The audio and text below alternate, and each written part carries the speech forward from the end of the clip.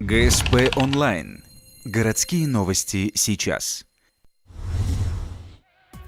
Среда, 10:00, Лесной колледж. Открытие мемориальной доски Алексею Сверчевскому. Он погиб во время афганской войны, защитив своим телом солдат от мины. 29 октября – день рождения Алексея, и этот же день является датой его смерти. За героизм ухтинец удостоен ордена Красной Звезды. Однако до всего этого молодой человек учился в Лесном колледже, поэтому на стене этого учреждения было решено разместить мемориал.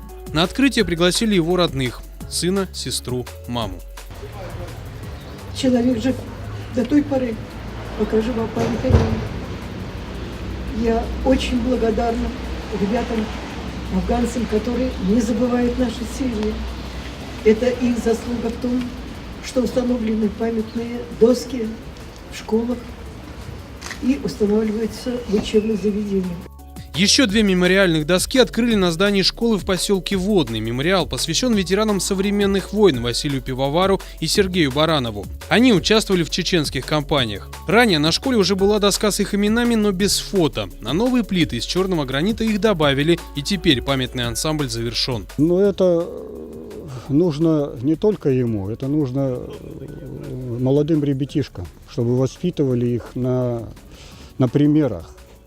Потому что вот в наше время там был комсомол, была пионерия, были октябрята. Вот. Потом со временем все это подзабылось. Кстати, вот день ВЛКСМ, юбилей.